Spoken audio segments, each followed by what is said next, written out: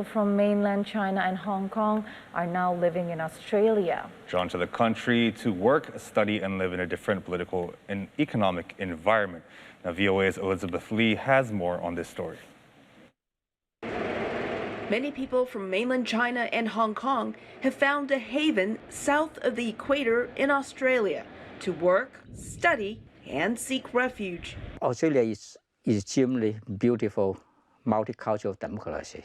Feng Chongyi, a China Studies professor at the University of Technology in Sydney, describes Australia as a paradise for intellectual freedom. The 1980s generation, like me, will grow up to believe in democracy. In 1989, he witnessed Beijing's violent crackdown on the pro-democracy student movement at Tiananmen Square. I came here to escape China. Fatima Abdul Ghaffur also left China to seek freedom.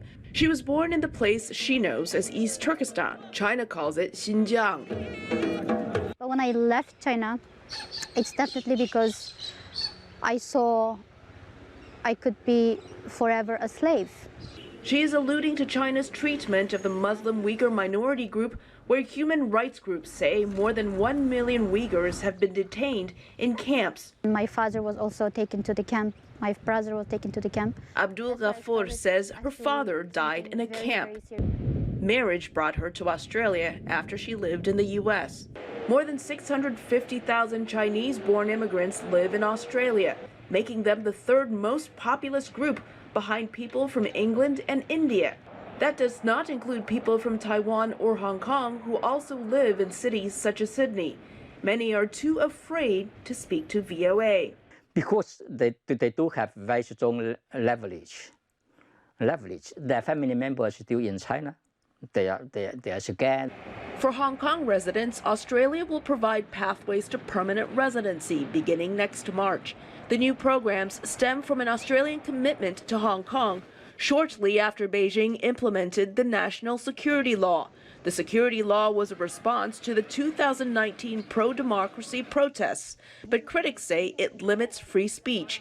Chinese state media says the law is aimed at protecting citizens. Professor Feng Chongyi says over the years in Sydney, he's seen differences of attitudes between older members of the Chinese diaspora who support more Western views and the more recent Chinese immigrants who express strong patriotic views about their home country. In 2008, it's a sea change. It changed to the opposite.